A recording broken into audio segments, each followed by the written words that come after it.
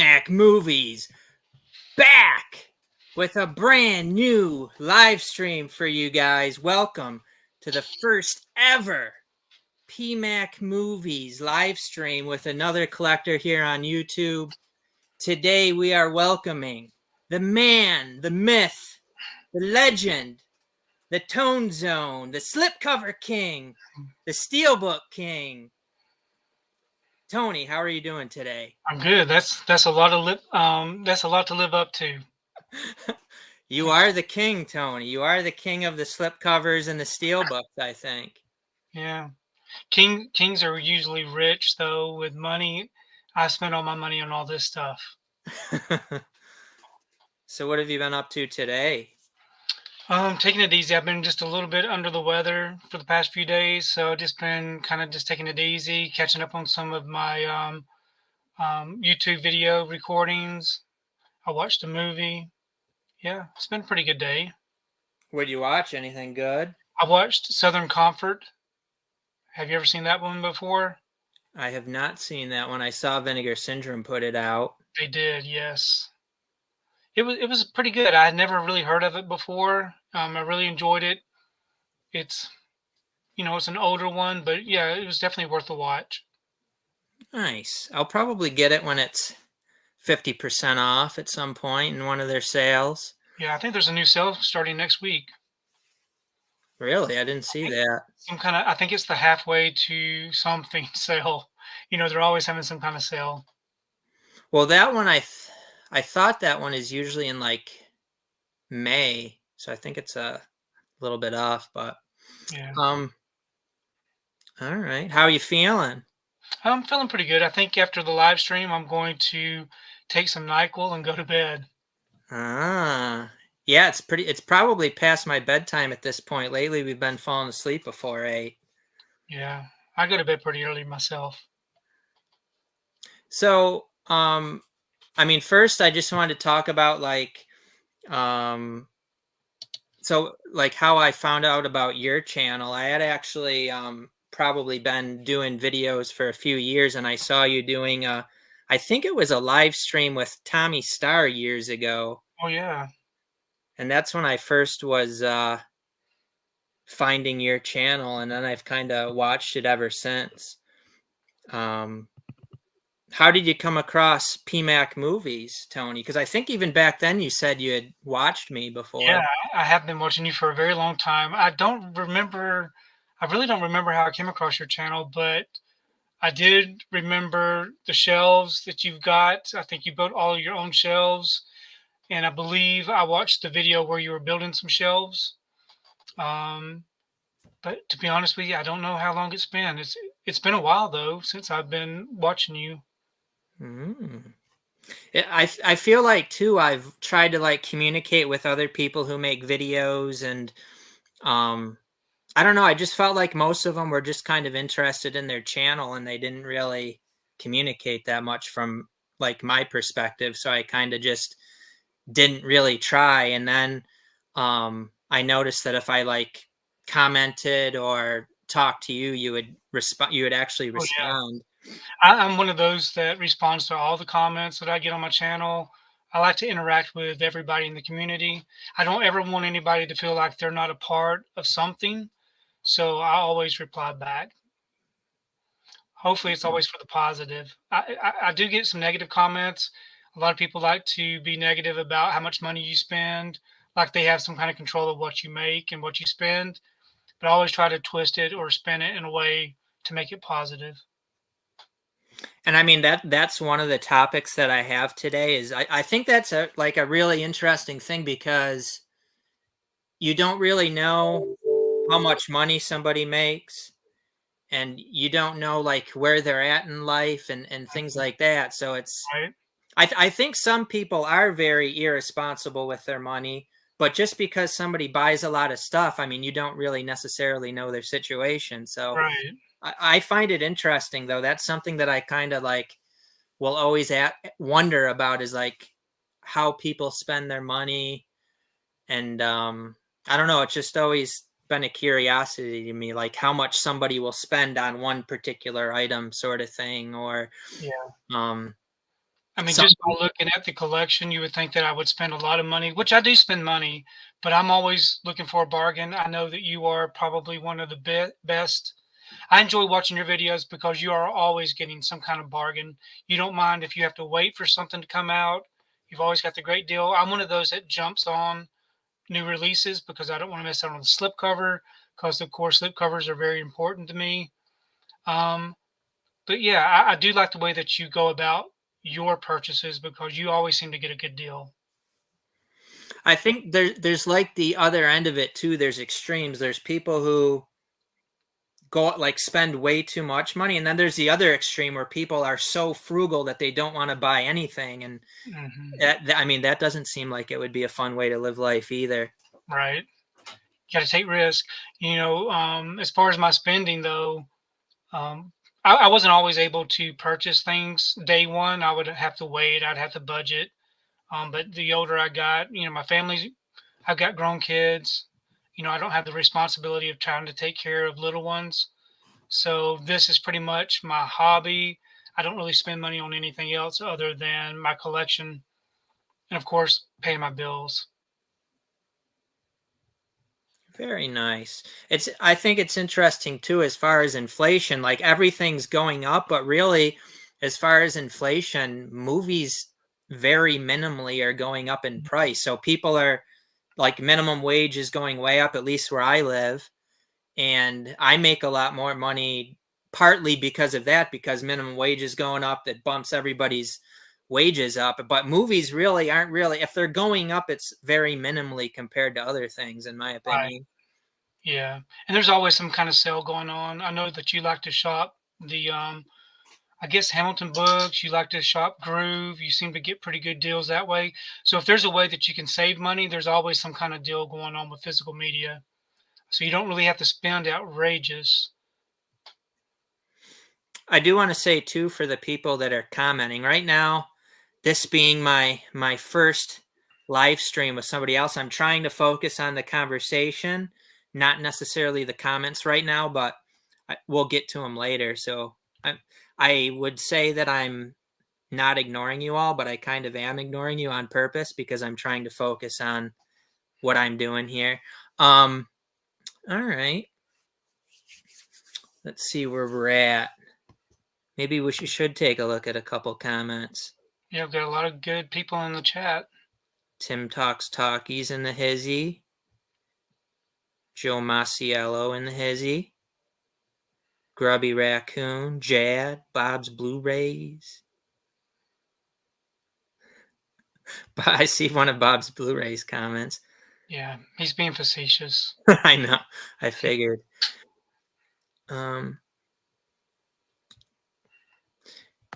So I mean, there's a couple questions I think everybody wants to know. Firstly, when are you going to change your channel name to the Tone Zone?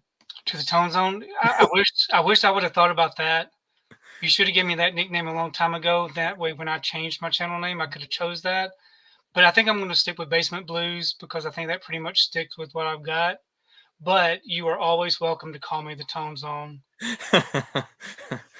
Now, secondly, the second question that everybody's wondering, I think everyone out there, how many copies of the John Wick movies do you have? Goodness. I'd say that it's probably more than 10, but less than 50.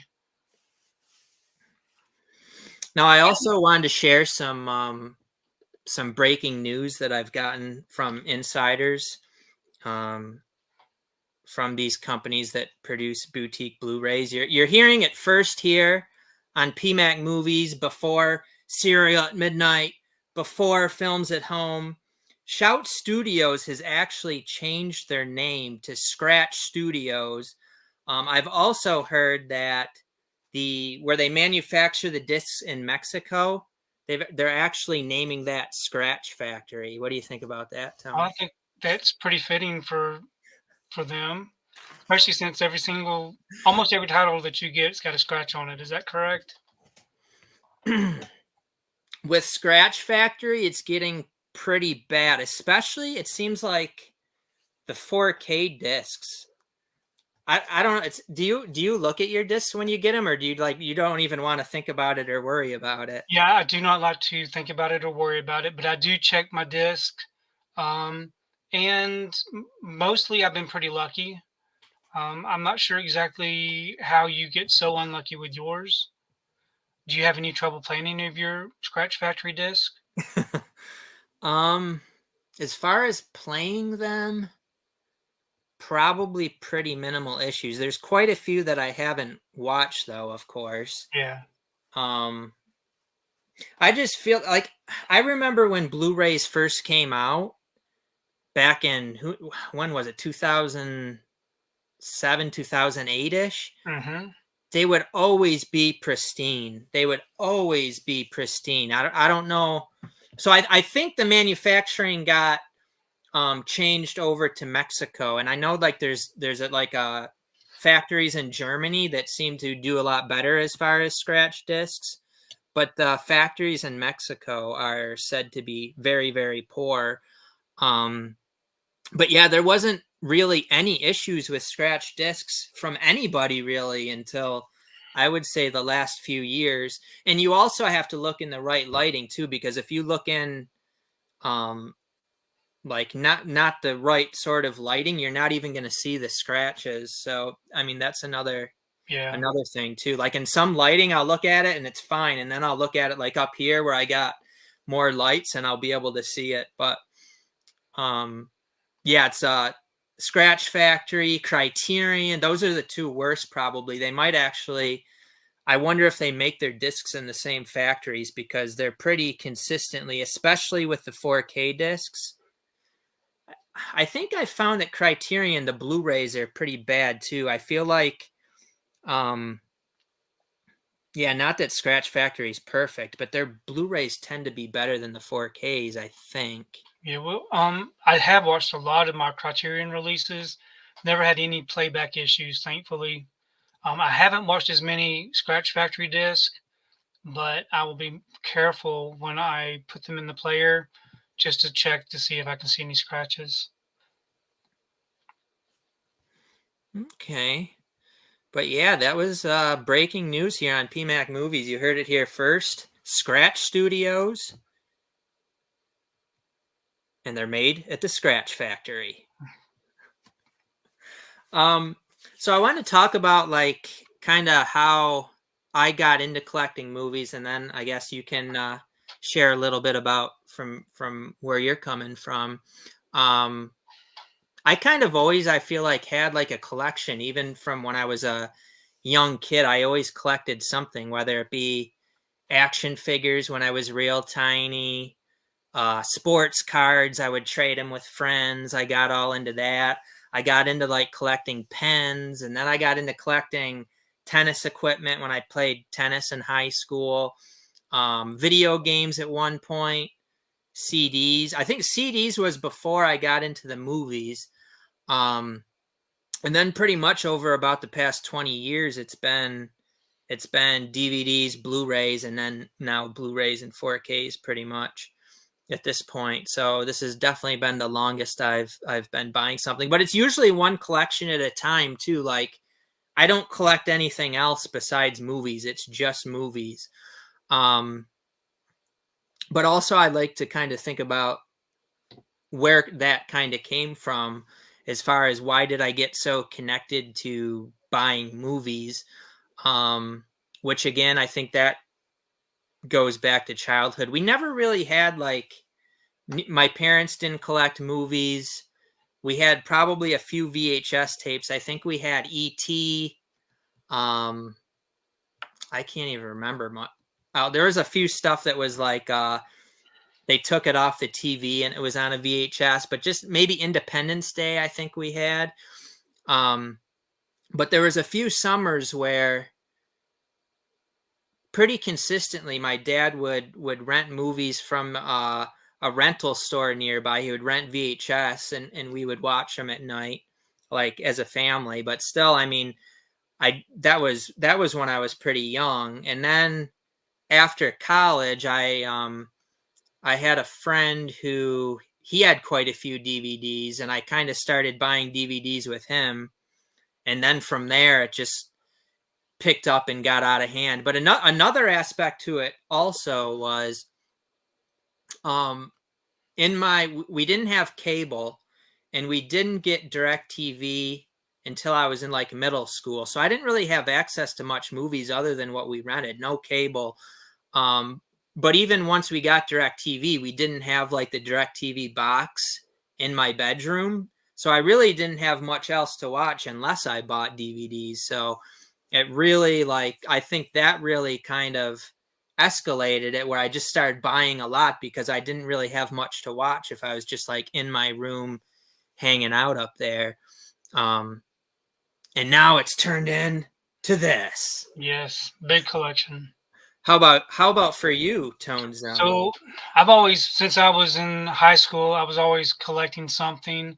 Mostly it was the VHS tapes back in the 80s. And so through the 80s, as the VHS tapes started coming out, I really started purchasing a lot of those, which I still have a majority of my VHS collection. And then in the 90s, when I got married and we had children, we started collecting the Disney VHS titles. And with that, with small kids, you start collecting things for them. So we did the action figures, the Furbies, McDonald's Happy Meal toys. Just, we always had that collector's mentality. And the way that I collect, I'm a really pristine type collector. I like to keep everything new as much as possible. I like everything to look like it's brand new. So there was a lot of times when I would purchase things for the kids. We would have to buy two of them, one for me to put away to keep new, and then one for them to play with. So we had Beanie Babies and just anything that you could think of, as as you have a little family going. But then as they got older, I started really focusing on my DVD collection. I love TV shows. That was pretty much what I did most of the time when I wasn't working, was watching TV. And any of my favorite TV shows, I would always kind of collect those DVDs. And that's kind of where my big collection started, was with all the TV shows. But they were very expensive. So, if you're raising a family, spending money on DVDs isn't the best way to spend your money. So it would be a slow process to build up the collection. But yeah, always been a collector. Always liked collecting things. My family, they didn't really collect much. I do have a twin brother. He's a big Star Wars collector, so he collects Star Wars, just anything that you could think of. If you think this right here is a big collection, you ought to see his Star Wars collection. It's pretty massive. I think, yeah, I think we did see it there at some point. Didn't you show some stuff on your Instagram or I something? do believe I did. Yes. And his collection of Star Wars stuff is a lot bigger than your movie collection. Yeah, he's single. He has a whole house, and it's pretty much a museum. He has people come over, look at his house, but everything in his house is filled from room to room with Star Wars stuff. Dang, holy cow. How did he get so into Star Wars? To be honest with you, I don't really remember. He got involved with different groups, Star Wars collectors. He would go to conventions and do all of those things. So I think with that mentality, he just kind of kept growing his collection. But he's not married. He never had a family or children. So that collection and his um, groups that he's involved with is pretty much kind of like his life. Wow. He really loves Star Wars. Yes, he does. Does he, I mean, is he into any other like movies, like sci-fi or anything like Oh yeah, that? he likes movies. He collects steel books and movies. Not nothing like what I do, but he is a big collector. But his collection is mostly focused on Star Wars. What were some of the TV seasons that you started buying at first? Oh, It's that, I mean, because I kind of got into TV seasons pretty early too. I remember buying Seinfeld when it first came out, Buffy the Vampire Slayer, ER, um, anything that they put out that I enjoyed, that I watched, I actually purchased. So I still have all of that collection in the other room. But yeah, all kinds of TV shows. I can't really even think of all of them, but they're all in there on the shelves. Okay. I remember too, like kind of still back into the DVD days before Blu-rays came out, probably, early 2000s. Seeing like seasons for like 40 something bucks at BJ's Wholesale Club. We have BJ's out here. I don't know if you guys have it there. It's an East Coast thing. Kind of like a Costco, but they would have I remember like seasons of 24 being, and I would get a season of 24 and binge that whole thing in like 2 days. Yeah, that's the way we used to binge stuff too. So 24, the X-Files, they, like you said, they were very expensive to buy. Most of mine came from Circuit City and from Best Buy way back in the day, but season sets were very expensive back then. They were, the way that they produced those were nice packaging. And if you can go to your local Walmart now and see the way that they do their TV releases, they're in cheap plastic cases. It's nothing like they used to be. But as you can tell with the pricing is a lot cheaper than it used to be also. Yeah, I see they have like a lot of complete series and stuff like that, but some of them too, if you're smart about it, you can get the whole Blu-ray series for pretty close to the price that Walmart has for the DVD season, if that particular show has a Blu-ray. But I remember some of the first shows I really got into as far as buying the DVD and binging it would be things like The Shield. I really liked, and Lost I really liked, and then 24, which I already mentioned. Those were ones where those are probably some of my favorite shows when I first started buying DVD TV seasons. I would just buy it and binge it right through. Now I have hundreds and hundreds of TV seasons that I've never watched. Oh yeah, most of the TV seasons that I buy, I've already watched. What I do is I typically don't buy a TV series unless I've already watched it. So majority of the TV series that I watched them while they were airing on TV and didn't purchase the releases until after I've seen the show. But I'm one of those that starts the show and I finish the show, no matter if it goes for 13 seasons, 14 seasons. I've got to keep up with every episode. And usually with TV, the longer it runs, the worse the show gets. But I still stick with it. I think it's hard nowadays too because there's so many options. Back then, there wasn't as many options. Now, it's like if you have Netflix, there's Amazon Prime, there's Paramount, there's Disney Plus, and there's ridiculous amounts of series on all of them. Hulu, and it's hard to, at least for me, it's hard to pick one and then stick with it. Very stick with it. That's one thing I like about the streaming services. I really do like some of the TV series that they've put out on streaming services. So those are really easy to binge, like Succession, all the Netflix shows that they've done. So many great things to watch. It's just trying to find enough time in your day to watch all of these is kind of the difficult part. If I didn't have to work a job, then I'd probably be sitting in front of the TV all the time. Yeah, I mean, I think there's plenty of people that do that don't work and just sit around watching stuff all day. Yeah, but I've got to work because all this doesn't buy itself. I've got to buy it myself.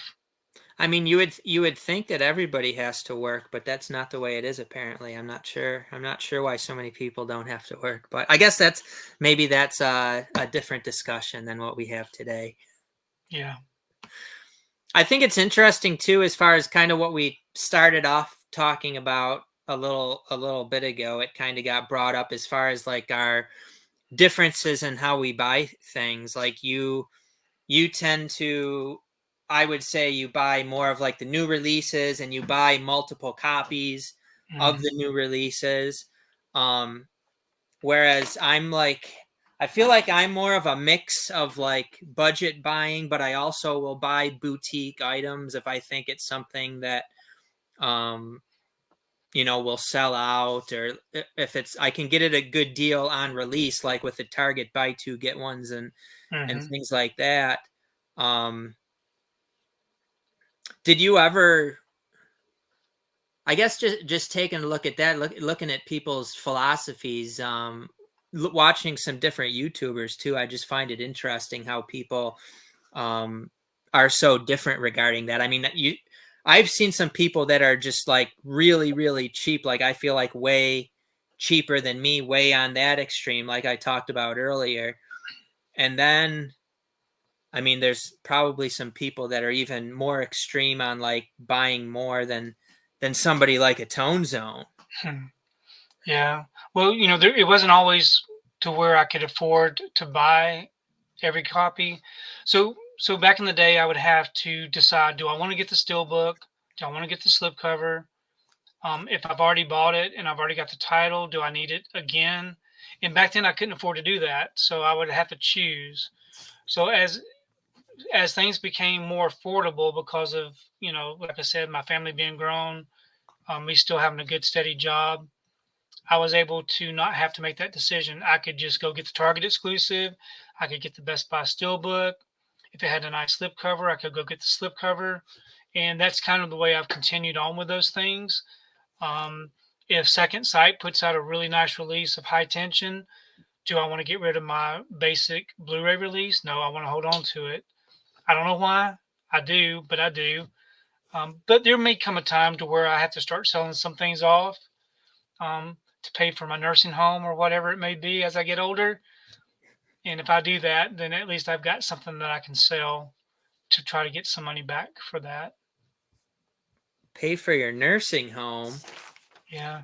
Tone Zone's never going to be in a nursing home. Yeah, eventually, maybe. But that reminded me, I was actually going to ask you something earlier when we were talking about your collecting and your brother's collecting.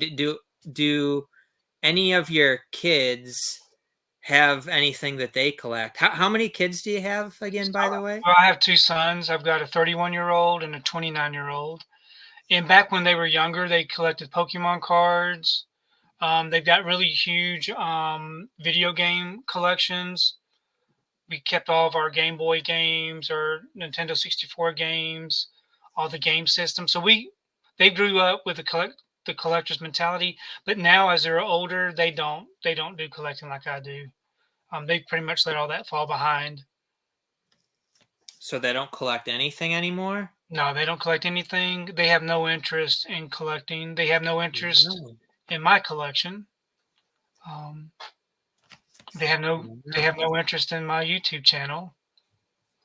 I remember whenever when I collected sports cards and stuff like that, my parents would always be like hard on me about it. Like they wouldn't want you're wasting money, which, I mean, looking back on it, was totally true. And of course they're the same way with my movie collection, which it probably used to be an argument at some point, but not anymore that I moved out of the house. But even I know they're coming from a place where they're just trying to look out for me. And I mean, the reality is nobody needs this many movies. I mean, they definitely have a point as far as those things. But at the same time, as far as, you can look at it from the other end of it too, like you ultimately decide what you spend your money on.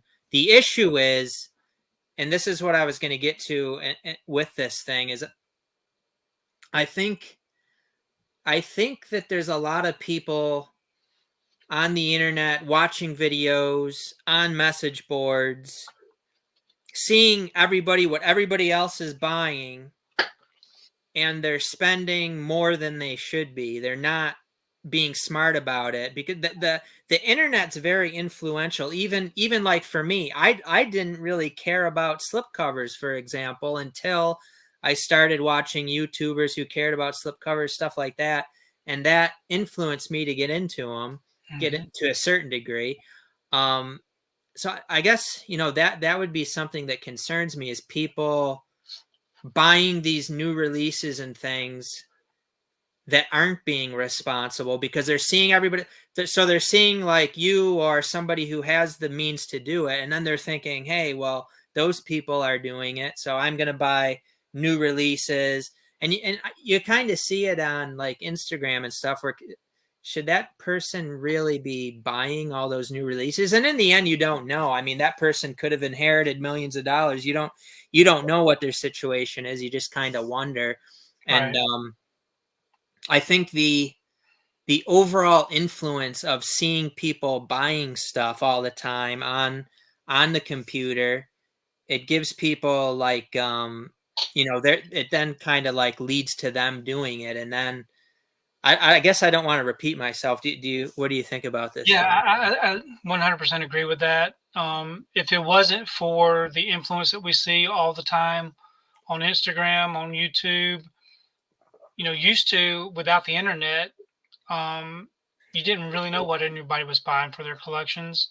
You didn't know what anybody was doing. But now with social media and the internet, you know what everybody's buying because they like to show it off. And I think it does kind of lead toward more spending because, so and so got this, I've got to have it also. Um, so I can see that it could be a negative thing, especially if you can't really afford to buy what everybody else is buying. But you don't want to feel like you've missed out on anything either. So I think social media itself has really influenced a lot of people to kind of overspend, just because they feel like they have to keep up. So I do see a couple comments here. We can kind of take a break from some of this stuff and take a look at some of these comments here. Bob's Blu-ray says nursing home, the community is taking care of Tony when he needs one. There you go, Tone. You can spend all your money on movies. You don't have to worry about the nursing home. They're going to throw me in a room and they're going to take all my movies and they're going to start picking the slip covers off of them. And I'm just going to be in my own room. Nobody's going to be taking care of me. They're just going to be taking care of my slip covers. Speaking of that, you probably didn't watch my channel back in the day, but back in when would it have been? 2016, probably. There was a gentleman from England that contacted me, and he said he was, he had serious health issues, and he didn't want to stick his wife with all of his movies when he passed away. So he started shipping me boxes of like boutique horror stuff, and I have a fair amount. Some of it was like out of print stuff, some very expensive stuff. His name was Peter. Did you Hmm. watch PMac movies back then, I Tony? don't remember that. Yeah, he was shipping me. He sent, I don't know how many boxes he sent me, probably 10-ish boxes before he did pass away, unfortunately. Oh, wow. Um, I kind of had the opposite reaction. I had someone from the UK contact me and said that they wanted to trade steel books. So he would send me steel books, and then I would send him steel books that weren't available in the UK. So that kind of started going for just a little while. He sent me maybe 3 or 4 steel books. So I sent him some steel books.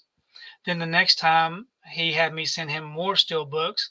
But at that point, he no longer wanted to be in contact with me. So after he got what he wanted from my collection, he pretty much ripped me off.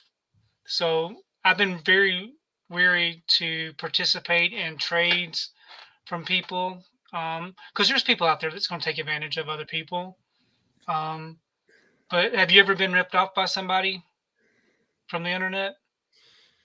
I'm trying to think. I mean, nothing that there was somebody who like tried to. He he brought up that he had like all these boutique Blu-rays, I think it was, and he wanted some like Dollar Tree movies that he couldn't find. And I don't know, it became obvious pretty quick that he was just trying to rip me off.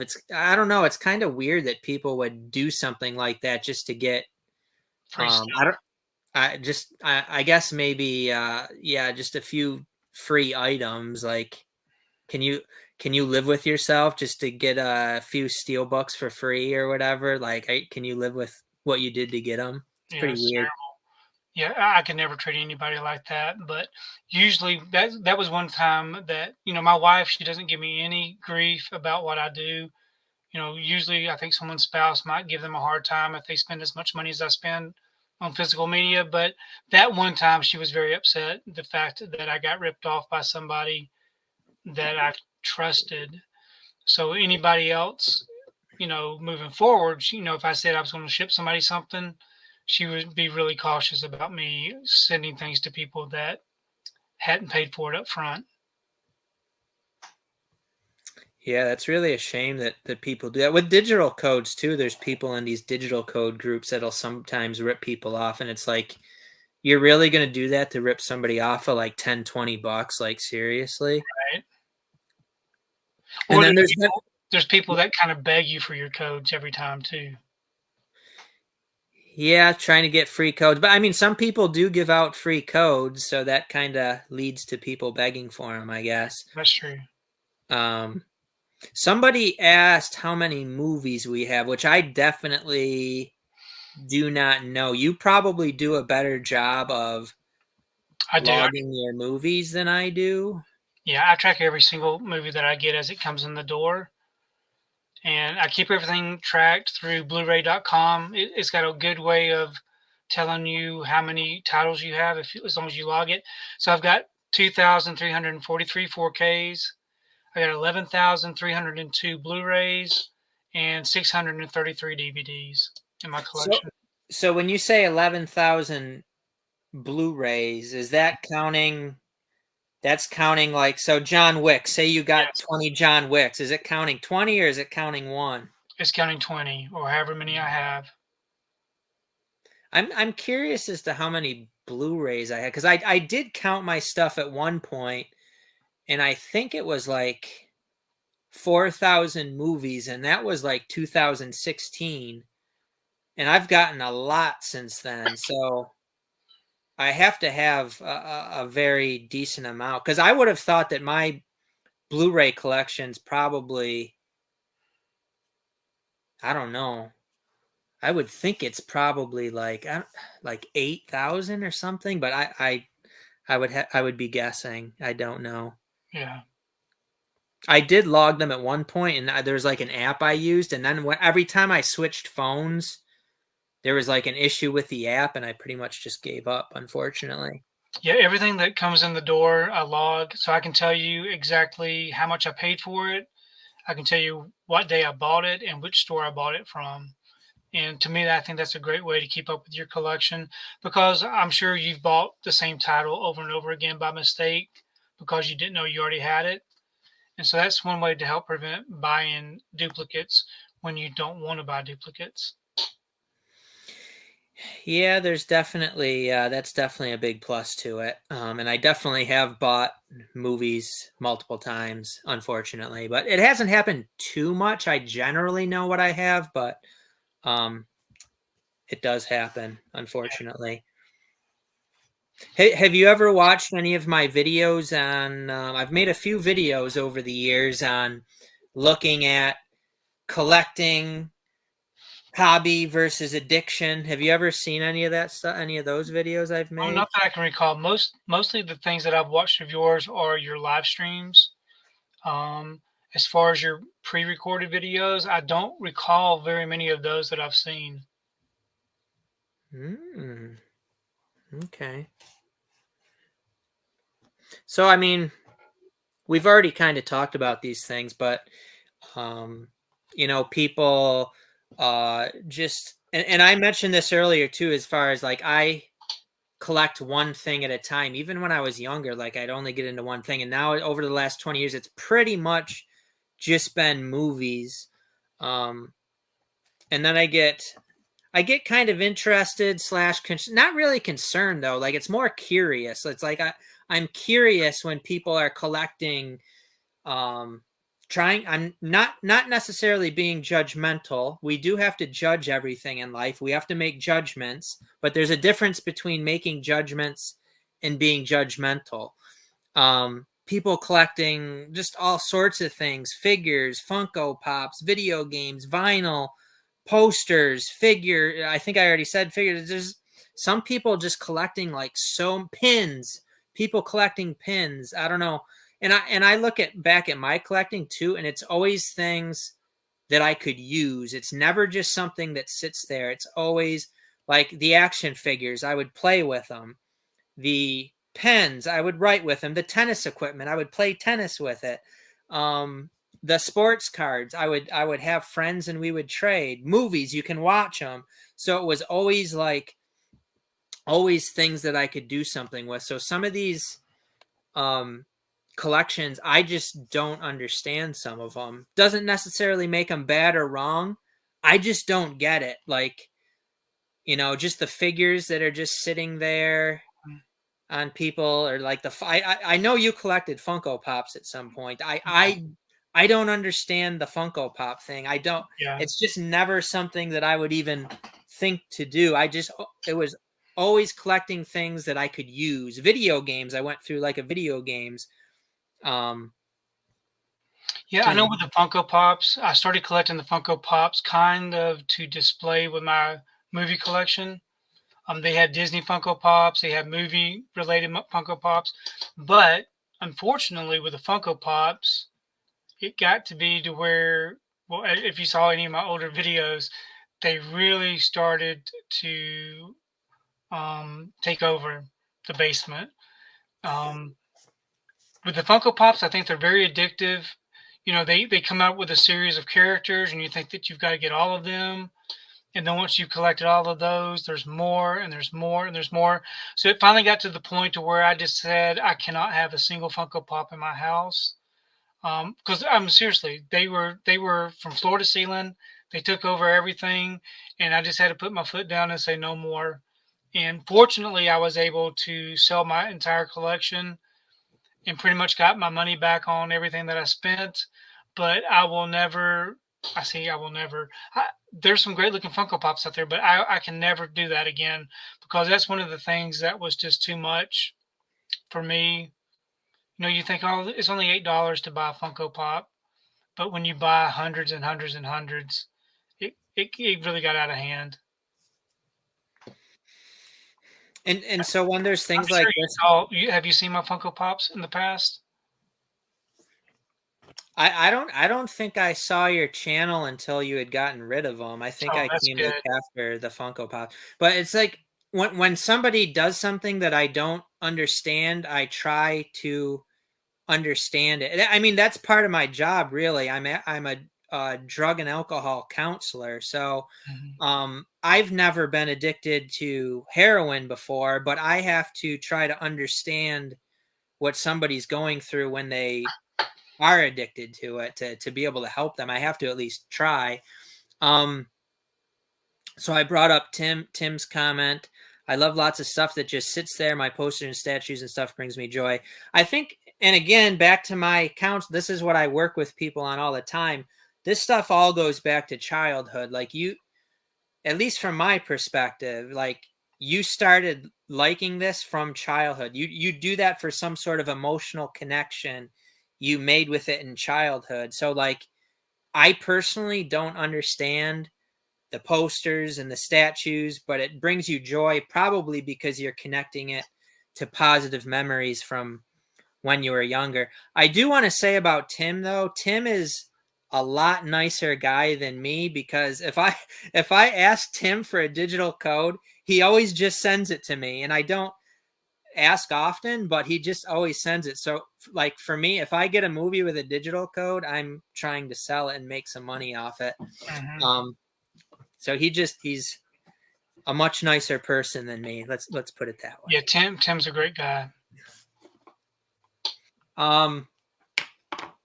All right, let's see if there is some other comment. I do have some other stuff we can take a look at too, but I mean, getting to some other things as far as what we're talking about, I take a look a lot at like trying to find balance in life and not letting the movie collection go too far, which it definitely has at times for me.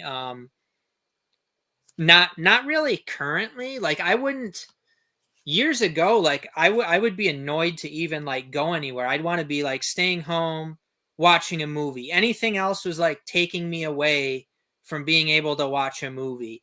Um, but I've kind of gotten away from that where I really don't watch that many movies at this point. Um, I probably do spend too much time at work shopping, though. Hopefully, nobody from work sees this. And just like improving my collecting because I look back on certain things and like overspending. I used to work at Walmart too, and I was making like $10 or less, and I'd fairly regularly buy a new release for like $25, and I really feel like looking back on it, I shouldn't have been doing that. But I mean, at that time, I lived with my parents. I had no responsibilities really.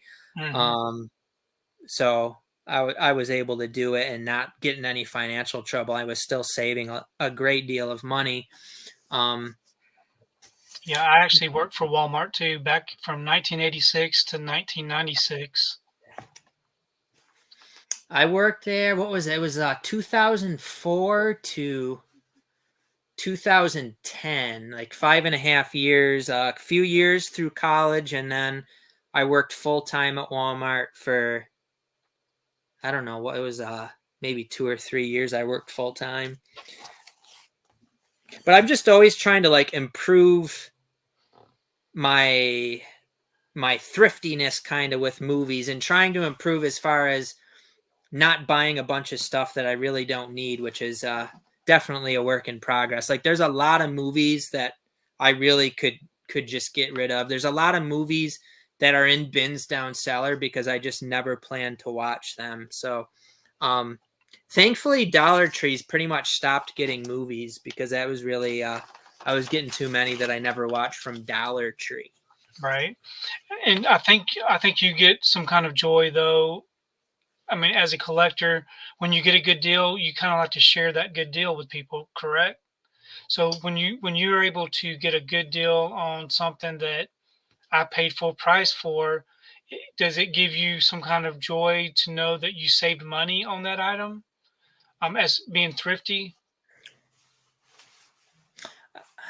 I mean, I don't know if joy's the right word because I think there's some sort of gratification that you get from it, definitely. But like back to the addiction versus hobby thing, um, there's like a dopamine rush. I think when you do something you like, there's a dopamine rush, and that's how addiction is too. Like different drugs affect the neurotransmitters in your brain and these sorts of things do too, like compulsive behaviors. So when you get a good deal, you get a little dopamine rush.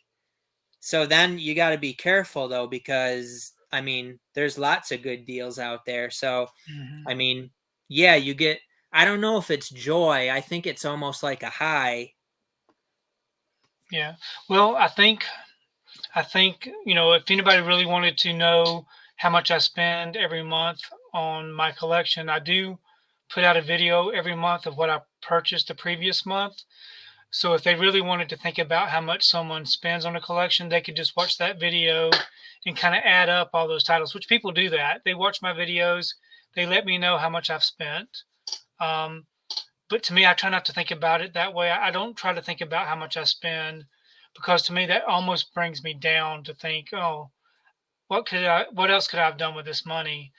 And there's been people that have given me pretty much a hard time. Like if there's a war going on in a different country, they say, "Hey, how can you be spending all this money because there's wars going on, or there's these kids that are going hungry, or there's the homeless." So sometimes that does bring me down. I don't really like to think about those things, but I do see what you're saying as far as the dopamine. Purchasing a new title, getting a new still book, it does kind of make you feel good for a moment. But then there's also that kind of regret of, hey, I could have used this money for something else. So I think it's your mindset. I think what you really focus on. Um, so I really don't like to talk much about how much I spend, but I do like to talk about collecting with other collectors because they're doing the same thing I'm doing. PMac, he's out getting his deals. So I think that's how we have our connection. We like to talk about what we picked up. I enjoy watching other people's videos of what they picked up during the month. I don't ever think about I not one time does it come across my mind, what does PMac do for a living? You know, how can he afford to buy all these movies? I don't even think of it that way, but there is an audience of people that do think of it that way. Um, so I can see both sides. Hmm. And that, I think that again, that's like considering balance as far as like you're not, if you're regretting what you're doing, you're not really enjoying it long Right. term. So it's about finding like the right balance. And I've definitely regretted how much I've spent also, especially once like I don't know, once I started getting into selling digital codes, because there's movies where I paid way more for the DVD than I could for the Blu-ray. And we're talking like maybe paying 20 something bucks for a DVD that if you take the code into consideration, I get the Blu-ray for less than $5. And it's like, oh man, why did I ever buy that DVD? But I mean, hindsight's 2020, but I try to like learn from that sort of stuff. I try to like learn from my mistakes and learn from what I mean, it's not even necessarily a mistake because you just didn't know any better at the time, but like learn from things that become like obvious that it was a mistake even though it wasn't obvious then. um let's see here. So another thing I was interested in was I had seen you on a live stream, probably I think it was actually on Instagram, maybe, I don't know, it might have been like a couple years ago at this point, but you were talking about how you're Christian, you go to church. I think you might have said that you do some sort of, you like teach something, maybe Mhm. for younger folks. Tell us a little bit about that, Tone. Yeah, so I've been going to church. I'm 55 years old. I've been going to church for 55 years. I actually married the pastor's daughter. We've been married for 34 years.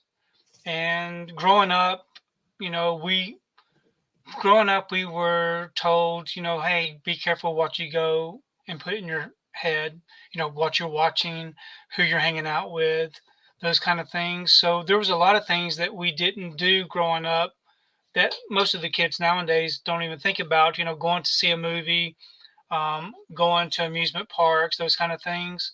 So I think me and my wife both led a pretty sheltered life growing up.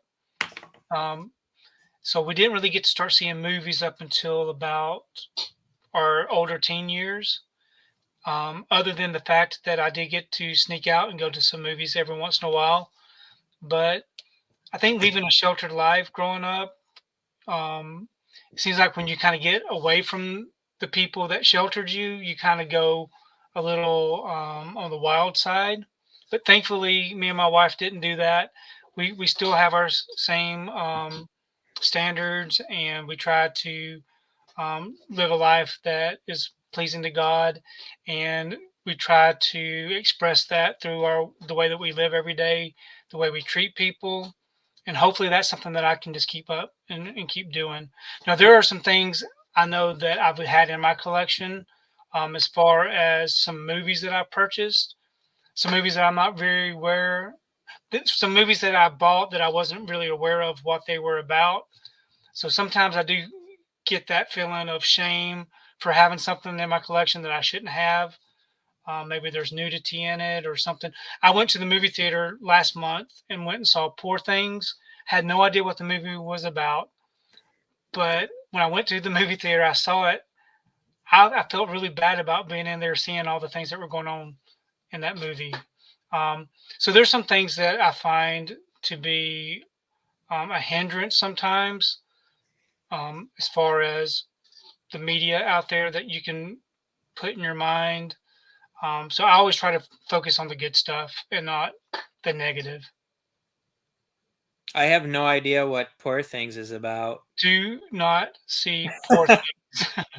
And some people love it, but man, I Did your wife go to that with you? no, thank God she did not. What would she have I thought was about it? embarrassed. I was embarrassed about being in there myself. So did you finish it?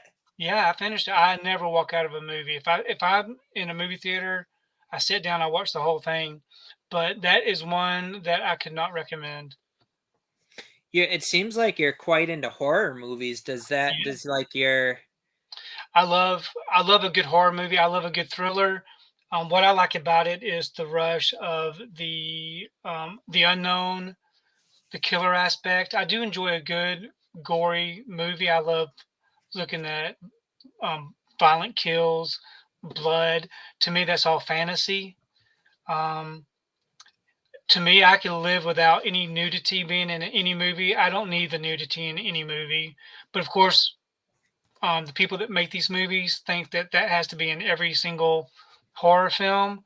But I enjoy the movie for the movie itself, the story. I love A Nightmare on Elm Street. I love um, all of those horror movies that I grew up watching. It's just fun to me. It's an escape. very nice. Do you think that your Christian faith does it like affect in how you see your collecting? Do you ever Yeah, there's cons- been times where there have been times where I've sold some of my collection based off of the content of the movie. If I found out that it had something to do with any kind of like nudity or anything like that, I would just get rid of it. There have been times where I felt guilty about having something in my collection, um, and I try to focus whenever I'm purchasing titles, because it does seem like I buy every single title. I do not buy every single title. There are some titles that I have no interest in, but if I do get something in my collection that I find that I do not enjoy watching, then that will be put in a pile to be sold or donated, because of the way I feel about that film. Now, people may be thinking, okay, is Tony going to buy Poor Things when it comes out on Blu-ray? I think it comes out maybe this week or next week. There have been times where I've purchased titles that I know that I would never watch again because I've got this. I guess I guess you would call it almost an addiction to collect. If there's like a numbered spine on it, so say that there's a Criterion release and it has numbers 1 through 3,000. If you start collecting numbers, sometimes I feel like I've got to have all of that because it's a collection. Of course, I'll never be able to get all the Criterion collection, but there are some titles that I have got all of that are from Kino Lorber. Well, Kino Lorber recently started putting out, I forgot what it's called, but it's a line of movies that's more geared toward the adult collector. Yeah, I Um, know what you're talking about. I forget they titled it something, but I forget yeah, what it is. I have one of them. and I started collecting those, thinking I had no idea what the titles were going to be about. But now that I've started collecting those, I feel like I've got to keep it going, even though I feel like I'll never watch all the titles. Like I think the most recent batch that came out, I want to say there's one called The Drifter. Now I believe, if I'm not mistaken, it may have something to do with either male escorts or gigolos. But that's a movie that I'll never watch, but it's sitting in my collection. So sometimes I've got to fight that fine line of, do I want to collect it because it has a number on the spine, or do I want to collect it because of the content of the movie? There's Look Layla. who's joined us. Yeah, she's there to Hey, sniff Layla. out slipcovers. Hey, Layla. Do you want a nice slip cover to chew up, girl? Yeah. I'm surprised she's not downstairs with her mom. I wonder if Charmaine fell asleep or something. Hey, Layla, please. I don't really want you to chew my slip covers. It's just a joke. Um. All right, where were we? Layla's distracted me. So people are telling me to run out and see Poor Things. It does. If Tone Zone doesn't recommend it, I don't know. But oh, I know what I was gonna say. As far as buying the whole lines, I realized that was a bad idea years ago when I started buying Criterions, and I'm like, I'm gonna buy every Criterion, and then I ended up with so many artsy fartsy movies that I was never gonna watch. Don't get slobber on all my movies either, Layla. Come on now. Um, Yeah, I think Layla's mom must be asleep. I don't know why she's up here. But yeah, just and then and any line, if there was like a movie and a line that I had most of the movies, but I didn't want like a particular movie, like I just wouldn't get it. Like Yeah, that's good. with the Vestrons, there Mm-hmm. was one movie in there that was just supposed to be terrible. I think it was Chud 2 maybe. And I mean, it even got pretty cheap where it was only like $15 when, those things were going for 30 usually. And I was like, no, I'm not going to buy it just because it's in the Vestron line. And I didn't. Yeah, Stood my ground. that's good self control because I bought them all. Same thing with the MVD Rewind collection. I mean, the people that produce these Blu-ray sets. They know what they're doing when they market these toward collectors. Um, but yeah, you definitely do not see Poor Things. I don't think you would like it. Probably not. Probably not.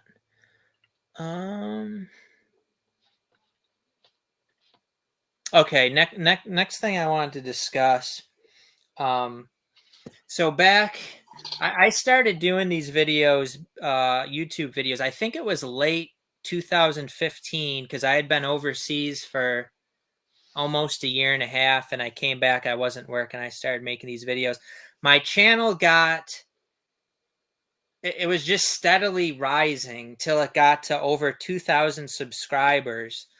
You probably, I don't know, it was probably 4 or 5 years ago now, and then it just flatlined. But the weird thing is that around that time, not only like I talked to you about the other night, turns out I was talking about, I was bringing up some like conspiracy theory type of stuff, but also besides that, I was getting emails from like companies trying to get me to, like join up with them, shill products, and I just ignored those.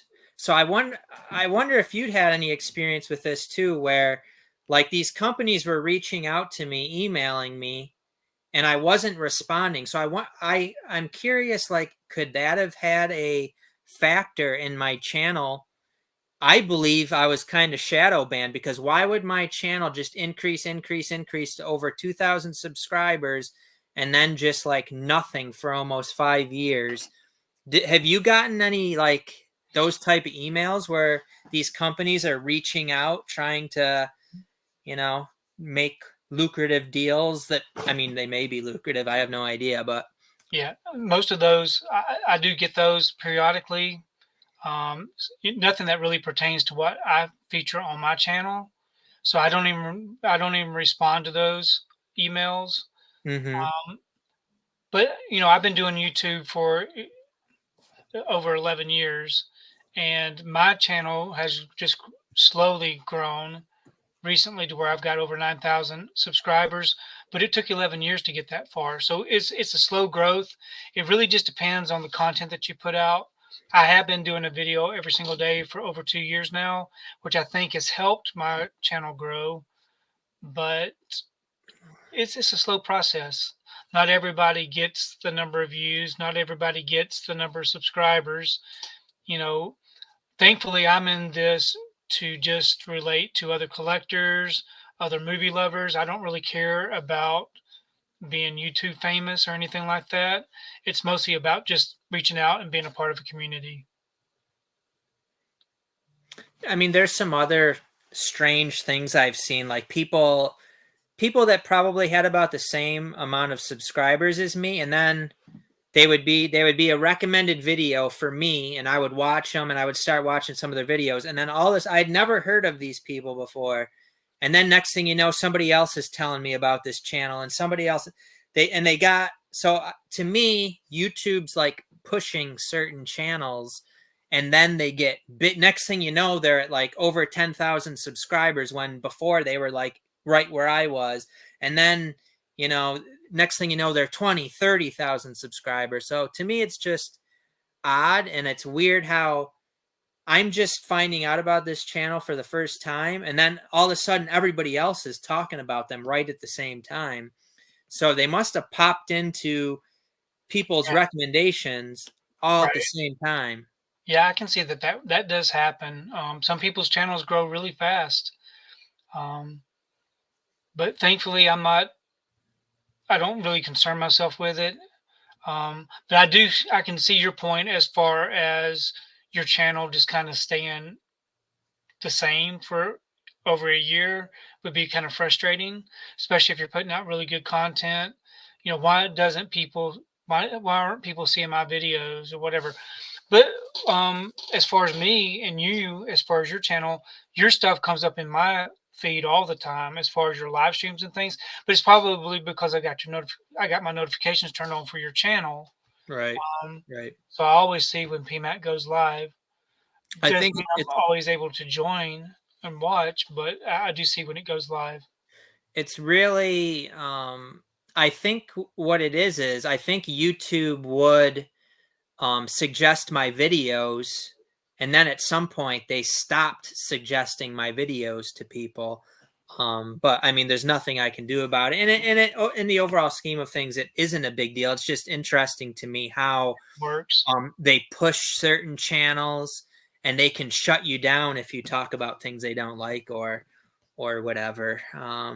I try to stay away from the topics that they don't like to talk about. Who knows? They may cancel my channel because I said I didn't like poor things.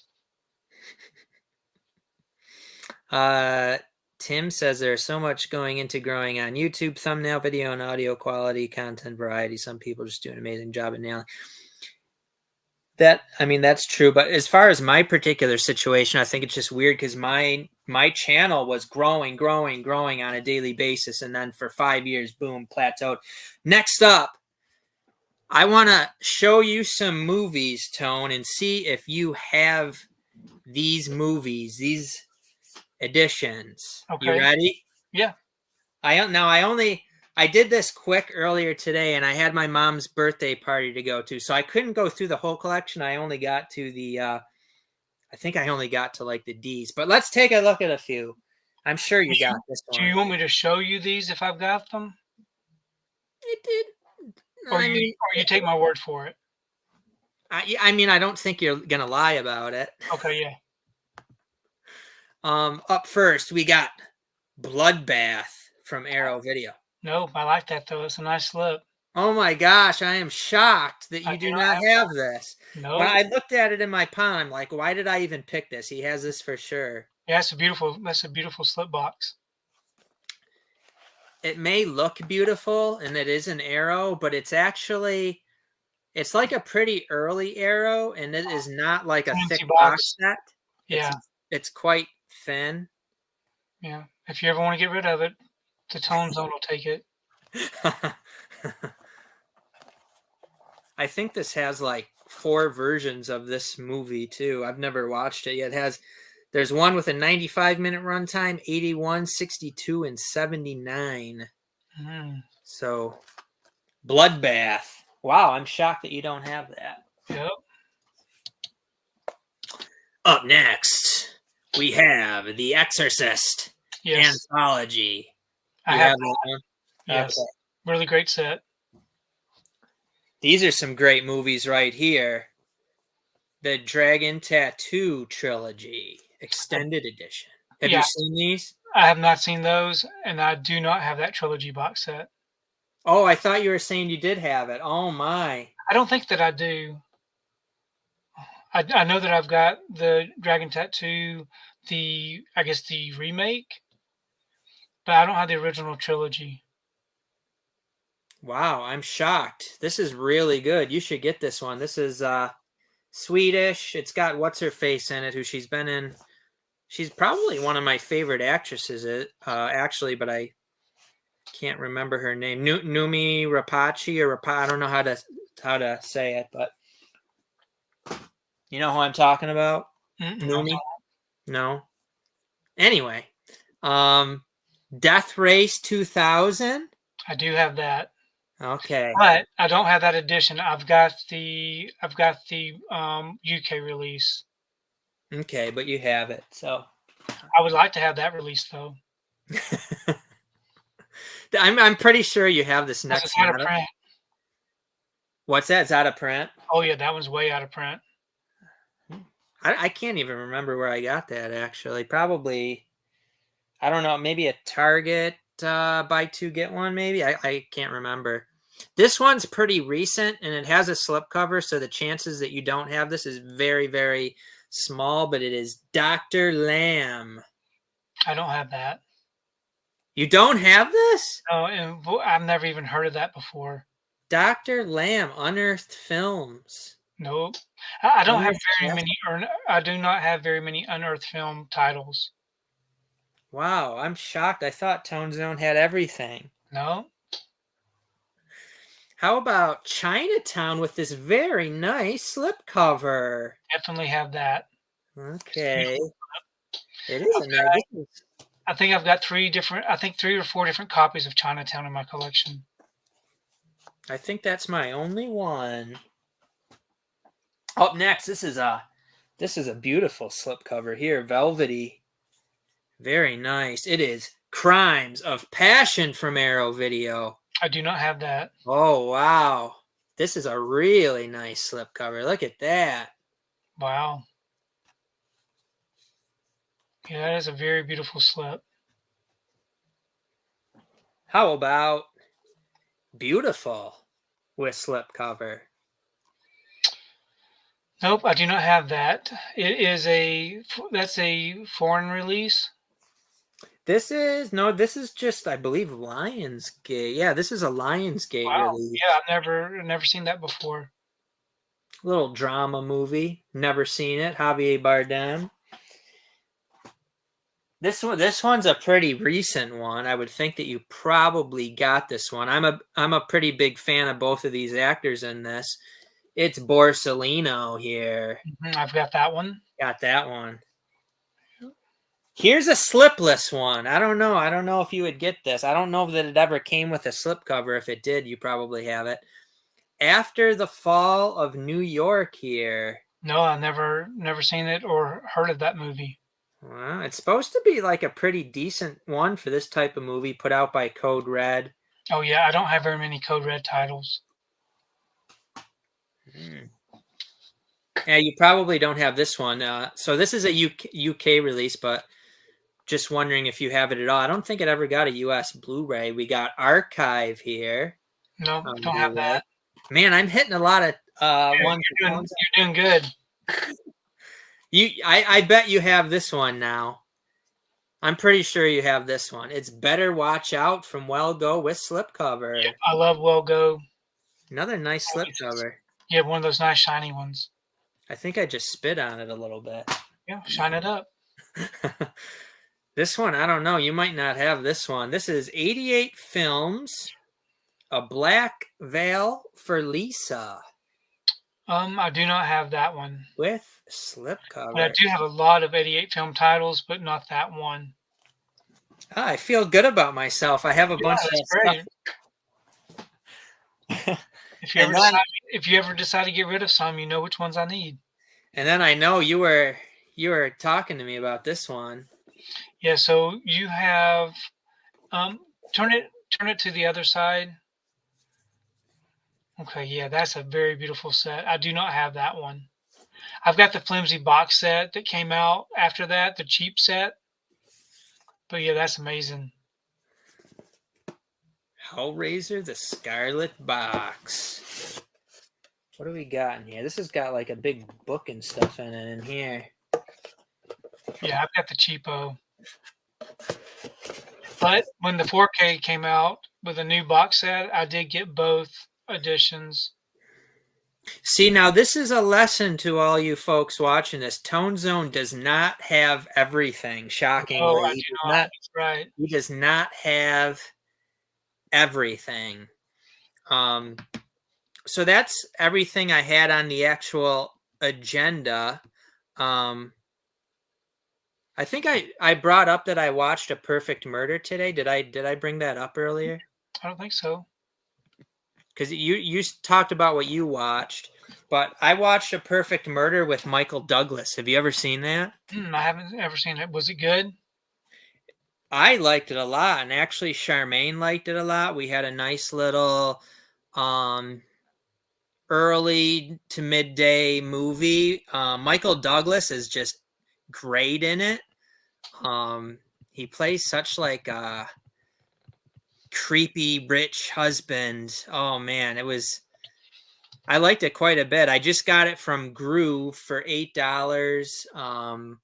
I think it's 12, so you could get it for a little bit less than 10, or about, a little bit less than 10 with the 20% off. But Yeah.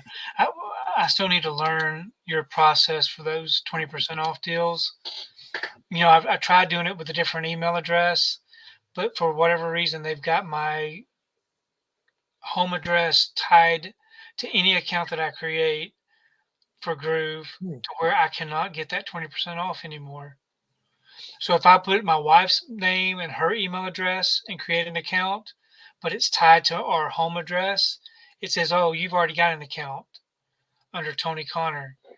So no matter what address I put in there as far as an email address, I can no longer get that 20% off.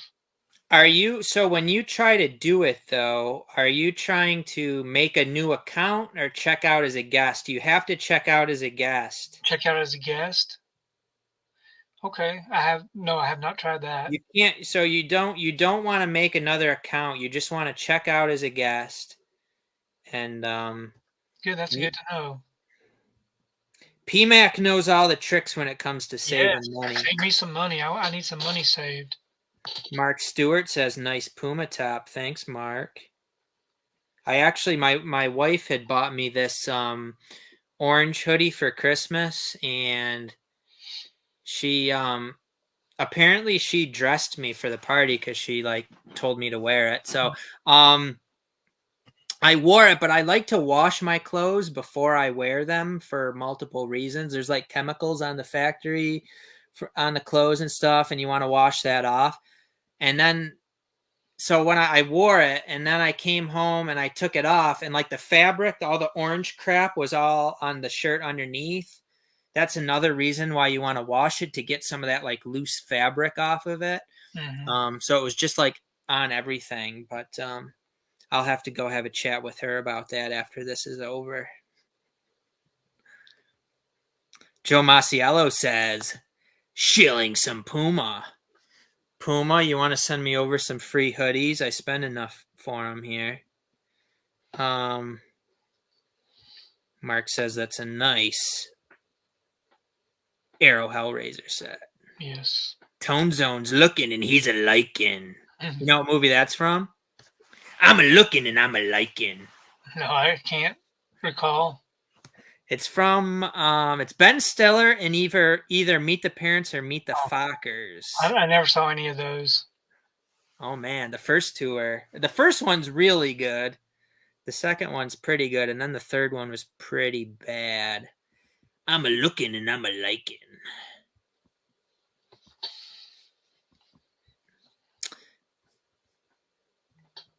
So we're at almost an hour and 20 minutes, Tone Zone. How long do you usually go for on these things? There's been some live streams that I've been on that lasted over 4 hours. We're definitely not doing that. Right? Usually the hour and a half are always good. As long as the chat is still chatting and enjoying the content, you go as long as you want to. So tomorrow, my wife usually goes to church, and then I can kind of like pick a movie that maybe she wouldn't be interested in to watch while she goes to church. So I might do that, but I guess you're going to be going to church, so you're not going to be able to watch a movie at least early on. No, usually on Sundays, I don't usually watch a movie until after 3 p.m. I don't usually get home from church until about 1. And then when I get home, I just do the YouTube stuff, go through my comments, different things.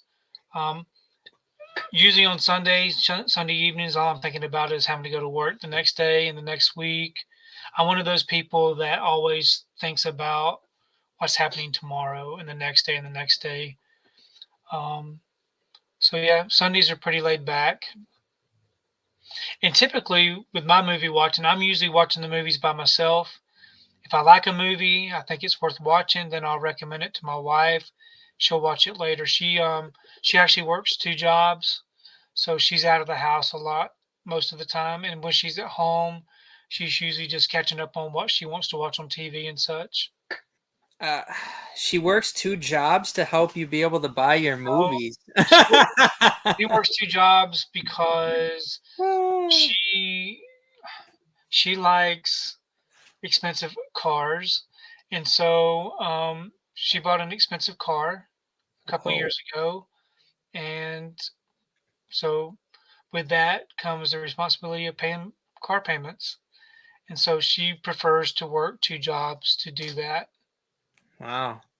Yeah, I'm glad I don't like real like nice expensive stuff, because if you want a nice car, like how many movies is that versus one car that could get wrecked in one car accident? Like, right, right.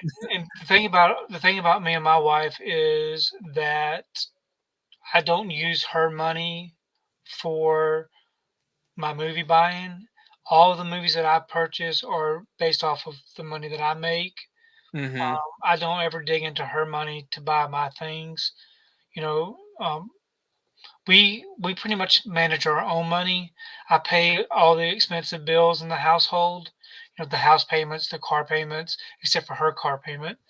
Um, and all she has to worry about is the her car payment and whatever it is that needs to be paid for as far as cell phone bills, internet, that kind of stuff, the household utilities. So we're pretty good at, I mean, after 34 years of marriage, we're pretty good at handling our money as far as what needs to be paid for. Sounds good. I think me and my wife have a similar setup.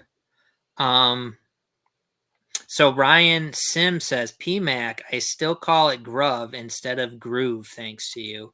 Mm. You're welcome, Ryan. You're welcome. I call it groove. Yeah, everybody calls it Groove other than PMac. Got to be different. Grove. Looks like Grove to me, but it's Groove. So actually, uh so me and my wife had our anniversary recently. It was actually back in February, and we were going to go out, but then there was some bad weather. And, we always got to think about Layla too when we're going places, like how long is she going to be home alone and stuff like that. Cause we wanted to go out to eat. So last Sunday, cause Saturday it was like raining and stuff. So she didn't want to go out to eat. Although I probably would have preferred to just do it on Saturday. So then Sunday came along, and she was going to go to church, which is out. She goes to a church out in Rochester. It's about, I don't know, a good 45, 50 minutes away. And then she was going to come home. So she would have gotten home at, I don't know, probably 1:30, 2 o'clock.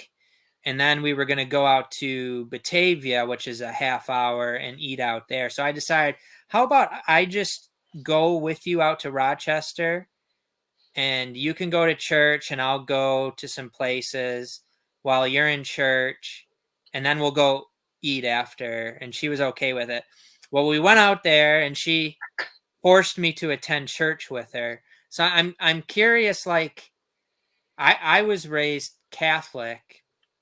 The church that she goes to, it's called like a Calvary church. It's a ton different than what I was used to. But I've went to her churches. I went to Christian churches that she attended in Australia.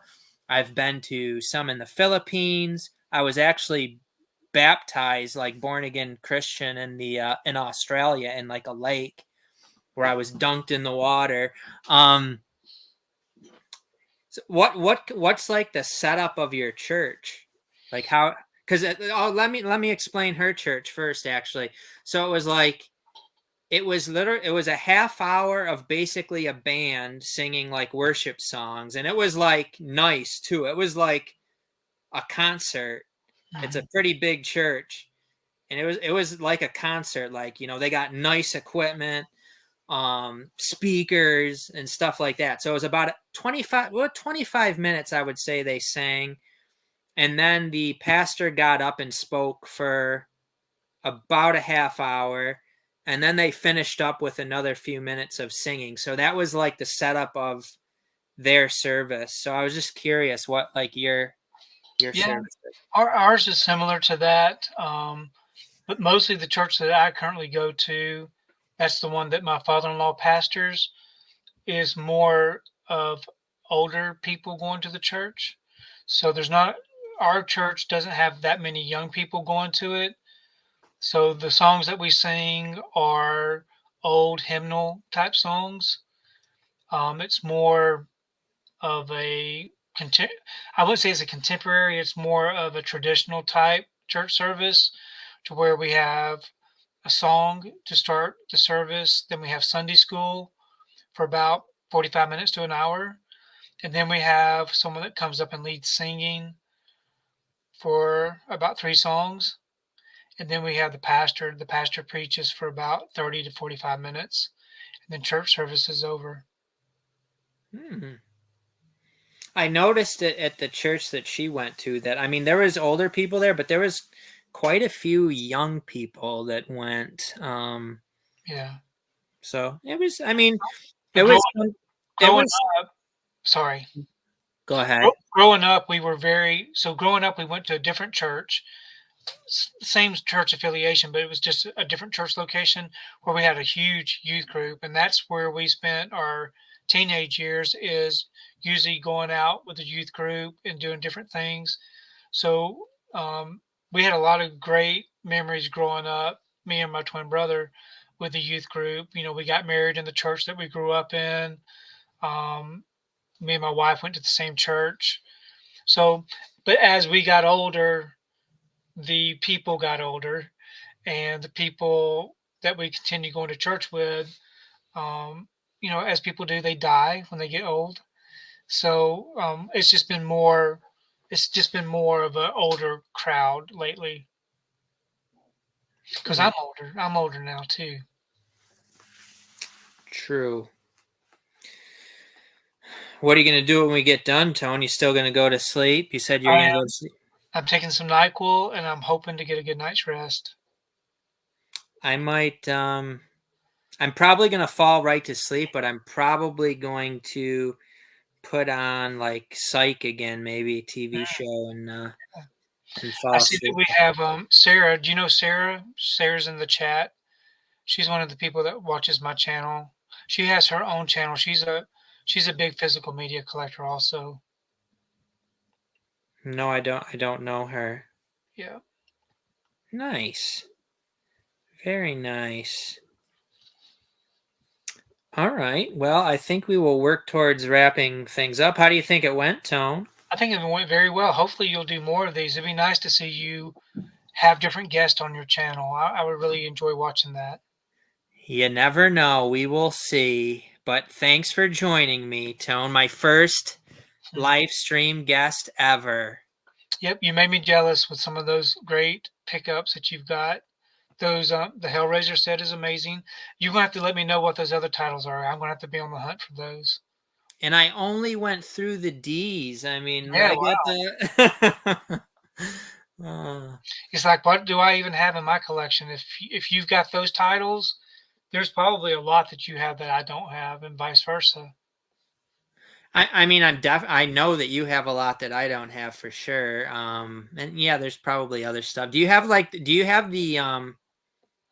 the Ju-on set that Arrow put out? I do. Okay, you have that one. I think you said you don't have a bunch of the Asian ones, but that might not really be up your alley, though. Yeah, a lot of the Asian films I've got are the part of the 88 Films line, and there's a lot of Eureka titles that have some Asian titles in it.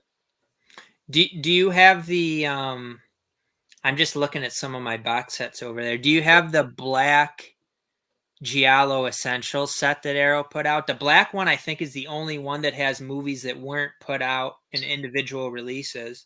Yeah, I do know. I don't have the black one. So there's a black one, a white one, a red one, a yellow one, and a blue one. And I think the black one is the only one that you don't have. the black one's the only one that those movies are only in that set. You Oh, can't right. get them individually. Right, exactly, yes. I've only got the yellow one and the red one, if I remember correctly. Hmm. And I do like to, I like to purchase Arrow titles when they're on sale. And you don't really see those go on sale too often. Yeah, so Barnes and Noble has their 50% off sale, but it's not the greatest sale, but you can kind of pair it with discounted gift cards, which helps. But that takes a little bit of effort. And then, yeah, actually, right now there's some Asian movies that are very affordable on oldies.com has a sale, and then MVD is copying the sale. But if you buy a certain amount on oldies.com, you can get free shipping. On MVD, you cannot get free shipping. Unfortunately for me, I already have almost all of them except two. So with the shipping, it would end up being a little bit, probably like $15 each plus tax, which I think I will be able to match that deal later on. So I'll just hold up, match it, or get them for a little bit less, maybe from a Hamilton book or something. So I will wait on the two that I need. I mean, the reality is too, I probably have dozens, if not over 100 Asian movies that I haven't watched yet. So do I really need them right now? Right. I'm just looking at, like, do you have the House of Psychotic Women set that Severin put out? I do not believe I do. No. I don't Mm. have very many Severn titles either. You typically those are the labels I don't buy much from based off of the titles that they release. Same way with Vinegar Syndrome. I got to be really careful about what I pick up from Vinegar Syndrome. I try to steer away from anything that I'm not familiar with as far as adult content being part of it. I just don't ever know what's involved in some of these titles. Yeah, I mean, Vinegar Syndrome's got some movies that are pretty, Yeah. to me, pretty low budget, pretty crap, more or less. But But they do also have lately. They've been really getting some great releases, such as Southern Comfort, um, right. Little Darlings, those kind of titles. I enjoy watching those. Yeah, I mean, they definitely have some good ones too, and then they have some kind of Stinkers. some stinkers is a nice way of putting it. Yeah. How about like do you have like the Charmed Blu-ray complete series? I have the Charmed DVD complete series. Most of my TV series that I've got are the old DVD releases. I never did upgrade to Blu-ray for some of those older titles, just because to me the DVDs are still good and watchable. But I would love to have Charmed. I would love to have. There are some that I did upgrade. Like I have Dawson's Creek on DVD. I also have it on Blu-ray. It just depends on how affordable it is when it comes out on Blu-ray.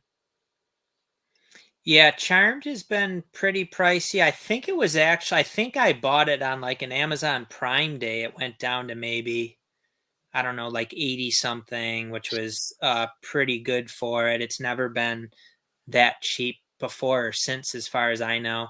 Yeah. Um, But Charmed is one of those shows that I watched as it aired. So we watched every episode of Charmed, Buffy, Angel, just all of those shows back in the day. Dawson's Creek, Everwood. There's so many shows that I've got that I've already seen, but I do like having them in the collection. Not that I'm going to watch them anytime soon. So I think just having the Blu-ray, I mean, keeping the DVD and not upgrading to Blu-ray works out fine for me. I Based on what I've read, I think the upgrade on the Charmed Blu-ray is pretty significant. Yeah, But and we did watch some of that. We watched. I can't remember. I think we got into season 2 even, but Charmy was getting frustrated with the actresses not wearing bras in the show, and Oh, really? yeah, she got annoyed by that. She was really liking the show. I don't understand. She just all of a sudden turned on it. But yeah, I'll probably watch Psych tonight. Another pretty good show that I see up there is The Last Kingdom. That's a more recent show. It's kind of like have you ever seen Vikings? Mm-hmm. It's Yeah. similar to that, probably less violent, I think, maybe.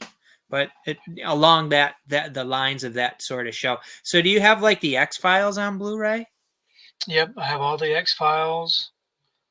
Stargate SG-1. I love that. Stargate Atlantis. Now the Stargate SG-1 Blu-rays I heard were not good. Yeah, I don't have the Blu-rays. Like still, it's all DVD still. Okay. Lost. Now Lost, I've got on Blu-ray because they had really good releases. We loved watching Lost. Smallville, I still have the DVDs for Smallville. Lois and Clark, I still have the DVDs for Lois and Clark. Dallas, the complete series, I got the DVDs for that. Little House on the Prairie, I've got the Blu-rays for that. I've actually got some videos out that shows my complete TV series. I haven't done that in many years, probably since the pandemic. But the TV show collection continues to grow because they continue putting out more TV series. I Dream of Jeannie got a Blu-ray release. Mill Creek does a great job of doing their Blu-ray releases on some of these TV shows. I think they put out stuff that if they didn't put it out, it might never get a release, Right. which is Yeah. part of it. It sounds like I might have more Blu-ray TV seasons than you, Toad Zone, maybe, Yeah, you may. possibly. You may. Sopranos and Breaking Bad were great shows. I've got those on Blu-ray. Ozark never got a Blu-ray release. Yeah, I have Sopranos and Breaking Bad also. Ryan says the quality of TV on DVD is fine by me, plus some of the Blu-ray releases feel generic and manufactured compared to the older DVDs. Yes. I like the packaging and stuff on the older DVD releases. Ryan asked, do you have the special edition Lost Complete series? I think what you're talking about, I have. Tone, do you have it? The big island rectangular box. That's a beautiful set, but I never did get that. Yeah, I have that one. Paid a pretty penny for it. Yeah. Had a secret compartment in there with a bonus disc. Sounds right. Yeah. I have it, but you might know more about it than me. They don't do very many sets like that anymore. I loved it when they used to really do great TV series box sets. Yeah, I have a lot of stuff over there, and then I have a lot of, like, I don't have a lot of out. I have a lot in the closet and bins because I don't have enough room for all of them. I tried to keep out stuff I might watch. So I have things over there like Quantum Leap, which Mill Creek put out. George Gently, which is a British show, a really good British detective show. $6 Million Man, I know you have that one. Yeah, Ripper Street, which is a UK set. yeah. I might have to play that on like a region free player. I can't remember if that. I don't think that works on a regular player.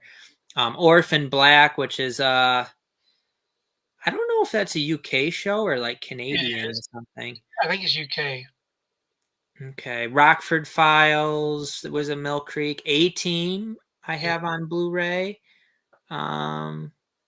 Incredible Hulk, Stargate Atlantis. I know you mentioned Stargate. I have Stargate Atlantis on Blu-ray. Yeah, that's what I have. I have Stargate SG-1 on DVD. Right. And then I have like a lot of the Doctor Who sets and Game of Thrones, Gotham. Yeah, Gotham was a great series. Yeah, I think I've watched into maybe season 3. I got The Office, of course. I love that. Yeah, me too. A cool thing that I found at Goodwill was the complete series of the original Law and Order, which is a lot of seasons. I would go look at it right now, but there's a bunch of other box sets on top of it, so I don't feel like messing around with it. But I don't know. I think it's something like 20 seasons or something. Like, it's a huge box set, and it was like I think I paid like maybe $15 for it or something. Like it was pretty ridiculous, and it was in good shape too. So that was a pretty cool find one day at the That's great. Goodwill right next to work. And Law and Order is a really good show actually too. I mean, since I watched it, I think we only probably watched the first episode, but it was quite good. And I used to watch it when it was on TV when I was in like high school. I used to watch it. We were working towards finishing up. What happened, Tone? I don't know. We just kept going. So thanks again to Tony for joining me. Appreciate it. And thanks to everybody who participated, who watched, who participated in the chat. I know we didn't get to everybody's comment, but this was my first time doing something like this. So I was kind of trying to focus on what I needed to do. So, yep, you did great. You did a great job. Well, thank you very much, Tone Zone. I appreciate being your first guest. Very awesome. All right. Well, I hope you have a nice rest after you take your NyQuil, and I will probably fall asleep to some psych. Yep. All right. Good night, everybody. Good night.